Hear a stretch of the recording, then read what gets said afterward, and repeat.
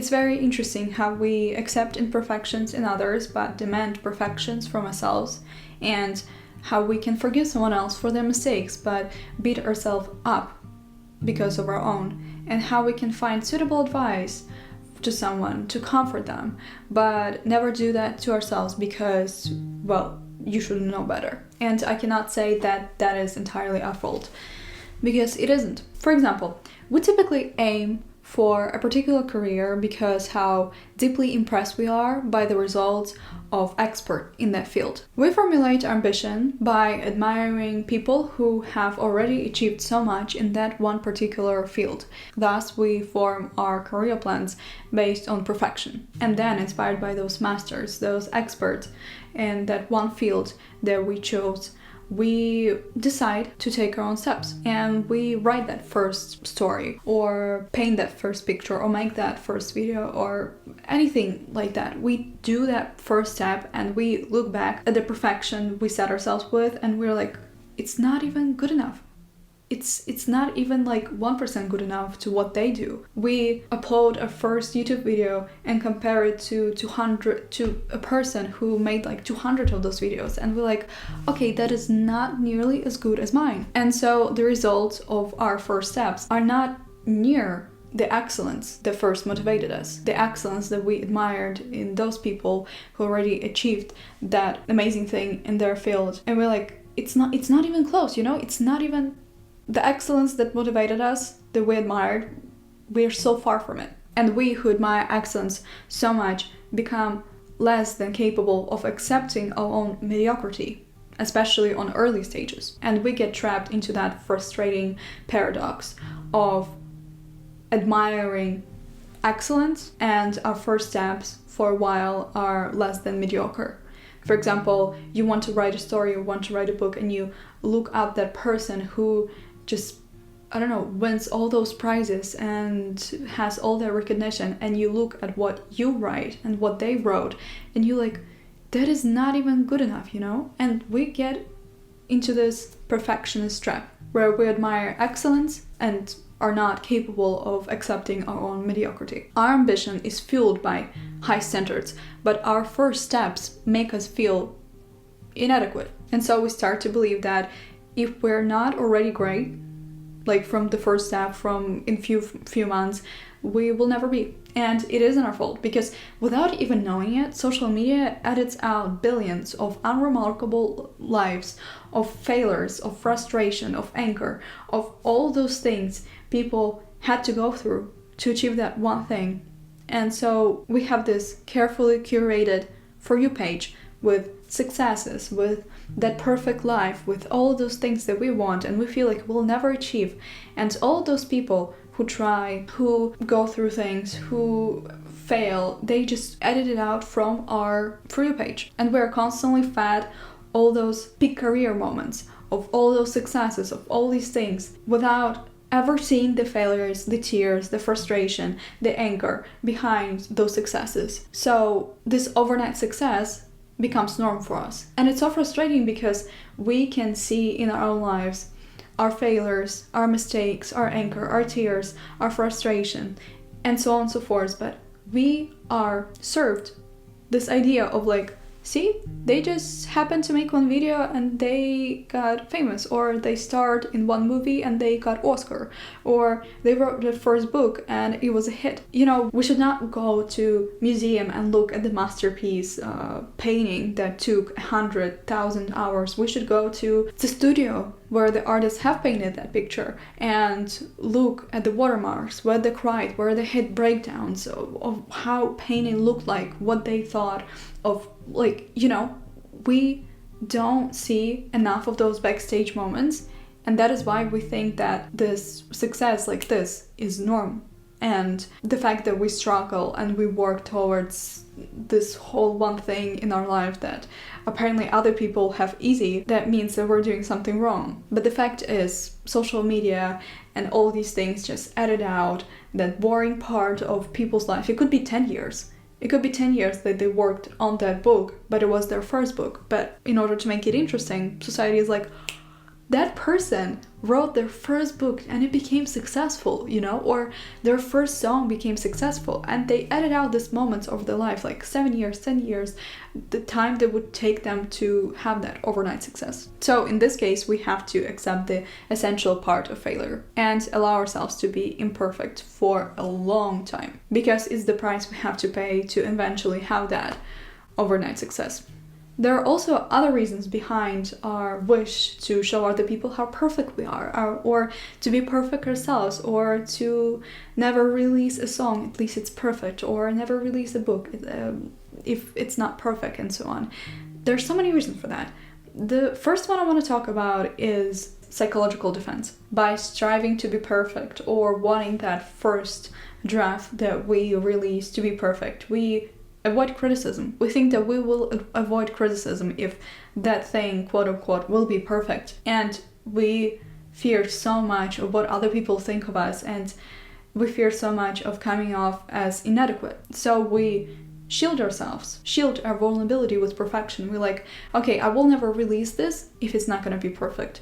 Because it's gonna be perfect, no one can mock me for that, no one can say that it's not good enough, no one can, critique me because it's gonna be perfect. Basically, instead of admitting our own insecurities and being like, yeah, I'm human, I won't sing in the perfect way, I won't play in a certain perfect way, I won't write my first book in a perfect way, or any book in that matter.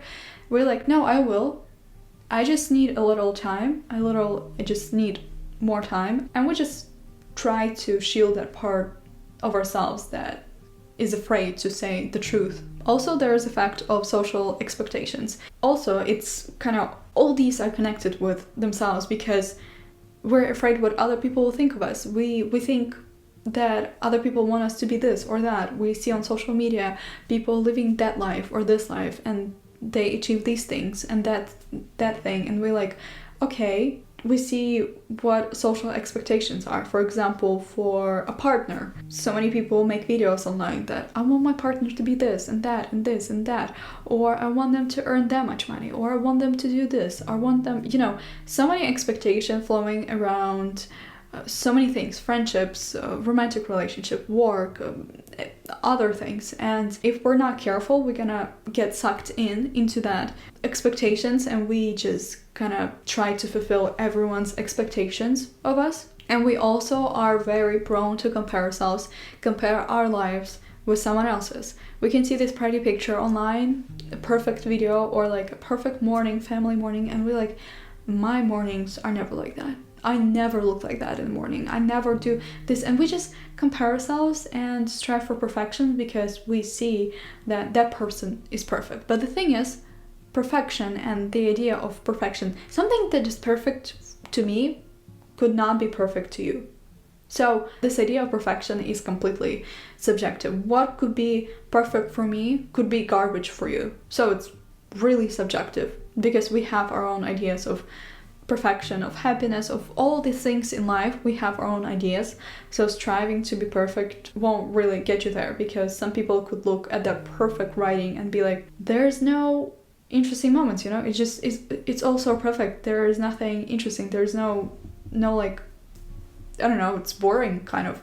Or could look at your first video and like, I don't see authenticity there, because that person just tried to be perfect and tried to copy that one creator, and I don't see the personality of that person or how they differentiate from that other creator that I watch, So trying to be perfect in order for people not to judge you, not to criticize you, is a really, I'd say, logical way, because of the evolution. We're afraid that if people are not gonna like us, we're like gonna die or something, which is not true right now.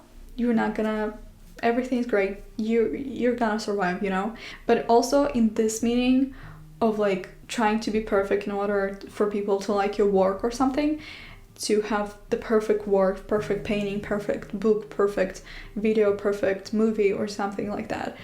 I like the idea Plato has. He argued that perfection is only possible in our mind, and anything that we will do here is just a replica of what we had, but it's only possible in our mind. like in my mind to have so many ideas how to make this video perfect, but the life just happens. I'm not perfect. I would have to probably edit this video for like 50 hours to make it perfect the way I want it, and work on the script for way longer than I did right now. But it just wouldn't be true to me.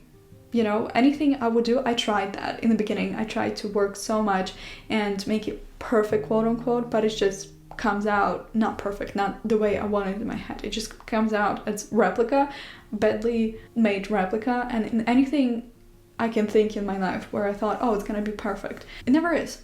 It's good enough and it's fine, but it's not perfect. We also are afraid of failure, which is completely normal, but not to the point where you delay something or don't post something or do something because you're afraid to fail.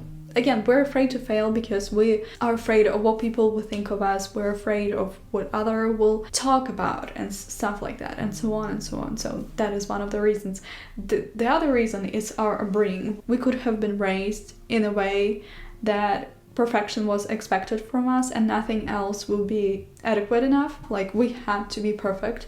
Otherwise, we would not be taken seriously or be praised or be loved or get any attention or something like that. So we grow up thinking that if we're gonna be perfect, people are gonna look at us and be like, oh, I actually like that person. They're so perfect. I love them. They made this project so perfectly. I just, in my eyes, they became better. Those people who were raised like that, they want to work to be perfect, to be seen in eyes of other people as good enough, or be like, oh, see, that person is so amazing because they've done that perfectly or something like that. But also, needless to say, perfection is what keeps us from growing, because when we see that we're not good at something, not as good as other person is, we're like, okay, I should not do that. Like, I don't have that much talent in that field as the other person, so I should just shut up and not do it. In my case, for example, where this perfection keeps me from self-growing, I mean, sometimes I'm trying to fight it. I was taking singing lessons for like 4 years, and 4 years ago I stopped when the COVID hit because, well, you could not go anywhere, so I stopped. And I joined worship band thing in my church. And when I sing, I realized that there are other people who sing better than me, and I'm like, wait, my ego is like, no, wait. You should not sing because those people sing better than you, and other people can hear that that person is singing better than you, so they must think that you're not adequate enough, that you're just inadequate, They must think that. But the truth is, if I'm not going to try, if I'm not gonna put myself out there and be like, okay, that could suck, but at least I'm trying, I'll learn something from it. Especially when I try to start a song, like, I don't know how to explain it. I mean, I know how to explain it. When basically you start a song, all the people who sing, they will join you on the second verse or something like that, or chorus or something, depends on the song.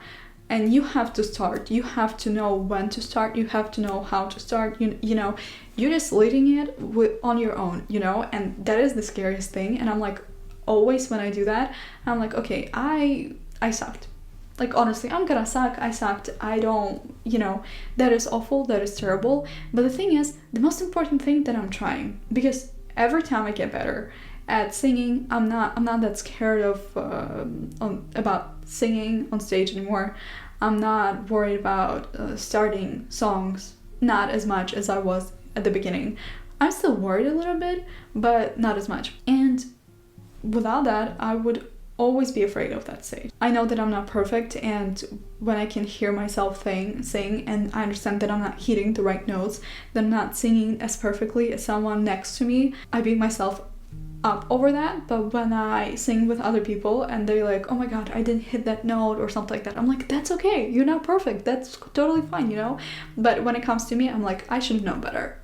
I literally should have known better. So now we're gonna get into the part of how to fix that, how to get rid of that. First of all, I would say, as I explained, without putting yourself out there, you will never learn. And in order to grow, you have to learn. And I just watched on Masterclass a video about fixed mindset, and growth mindset. And fixed mindset is when a person thinks that he's smarter than anyone, that he thinks that he has all the talent, and if he doesn't or she doesn't, they don't have to learn. And there was example of how everyone in Apple company was so afraid of Steve Jobs that everyone was afraid to come to him and said what the problem is or what they're working on, or ask for advice, or being even in a meeting with him, because he had this mindset of like talent over everything. But it would be much more better to have mindset of learning over everything. Like, for example, in Microsoft company, there was this thing, which I think in every company it is, where people reviewed other workers, employees' work quarterly or like every 6 months, and people who did badly, there was time when there was a certain person in charge that they would just fire them, and people who like achieved the most, they would be given bonuses and praises and saying like, oh, you're so good, you're so amazing. But it's actually the wrong thing, because when that person was in charge of those employers, the Microsoft company altogether sunk so much that one Apple product was worse and was earning more than whole Microsoft company. But then there was a change of that person who was in charge of those employees, and that person had another approach. Instead of firing the people who did badly over a quarter or 6 months, they asked what your problem is. Like, what is your problem? Maybe we can work it out. And that person would say what their problem is, and that person that was in charge said that you can take lessons or like look over in that part of the company. And that person in charge also said to that person that do not be afraid to ask those people for notes, don't be afraid to ask questions and anything like that. I'm gonna talk to them so they would treat you in the right way. They would treat you right and with respect. And when that person was in charge of handling the employees and quarterly estimations of their work and so on, the company skyrocketed so much.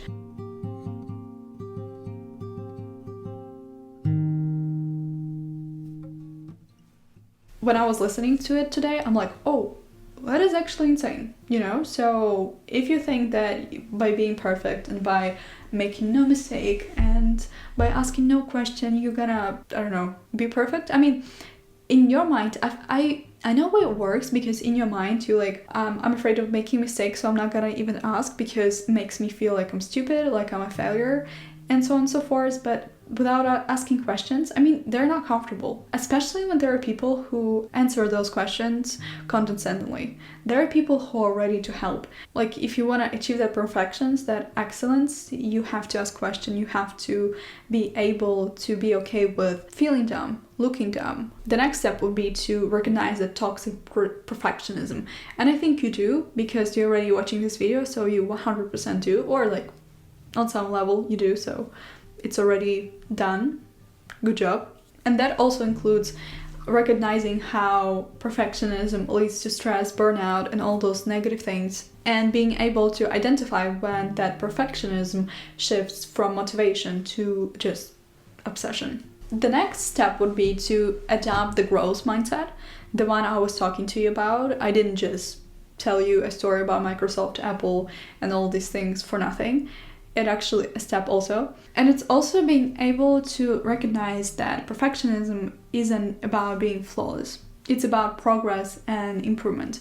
If you want to be perfect in something, achieve excellence in something, you have to work. You have to do all those things. I think perfectionism is not achievable in any form. I think everyone has their own opinions about that, but I think it's not achievable in any form. And even if it was, it would be so boring, because look at the people who, for example, got rid of all their unique qualities, face qualities, and they just look blank. They look perfect.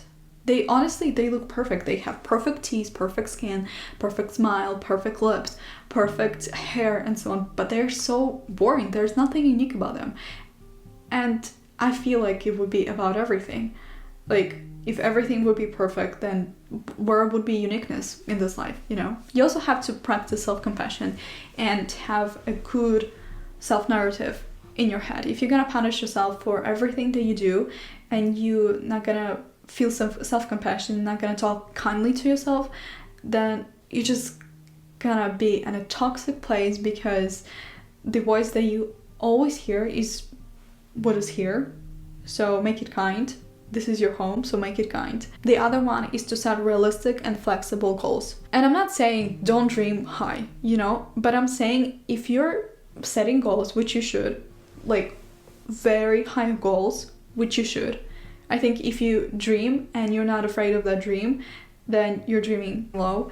So I think every one of us have this big dream, but we also have to break it down to steps, on realistic, flexible steps, in order not to overwhelm ourselves. It's so cool to say, I'm gonna lose 50 pounds, and just set this goal. It sounds so cool to say, I'm gonna be first billionaire in my family, or I'm gonna lose 50 pounds, or I'm gonna read 100 books, or like 1,000 books.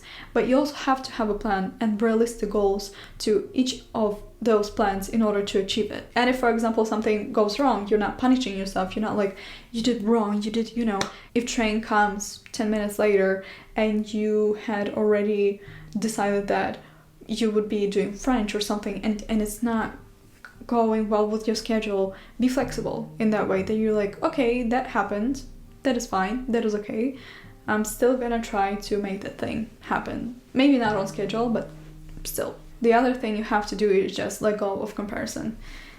Everyone has their own lives, and I like this metaphor of some sort of how every snowflake is unique, and they're just so beautiful and unique, and they're made in their unique way, and we also made in our unique way. Okay, when I had this in my mind, I had this whole mythology about snowflakes and how it's gonna resonate with humans, but I just realized that I forgot it. But anyway, we're all unique, and comparing one snowflake to another one is not fair to each of those snowflakes, to either of those snowflakes. The same way is with humans. Don't compare the looks, the timeline of their success, the family, the money, anything, because we're all unique. It's the same way if you would compare orange and tomato. And the last thing is that you have to redefine what success means to you. I've talked so many times on this channel how it's your own perspective and your own definition of happiness, work, life, love, and so on. And success is also, we are fed this idea that success is money, success is the amount of cars we have, or something like that. On social media, we vastly are fed this idea that that is actually success. But success is different for everyone. And for me, success is not that. For other person, it could be. And we just have to dive into ourselves and to recognize what a success means to us. I like how, was it in a song or I heard it somewhere, that success for me, some person was saying that success for me is when I do something that no one else had done. Also very interesting perspective on success. In order to redefine your success, firstly, ask yourself what success is to you. What would you do if you knew that none of those people could see your cars or money? Like, no one would see your success, no one would see you succeed, and then you will understand what success is to you. If, for example, our drive initially is to want to impress other people, but if we're gonna take that out of the equation, we left with things that actually make us happy and that will make us feel successful without the need to show off and boast to other people. So the other things are 3 C's. The first one is clarity. You have to define what really matters to you, not just what other people expect of you. As I was talking about earlier, just ask yourself that question, put out of the equation other people's expectation, and so on and so forth. Second one is constant learning.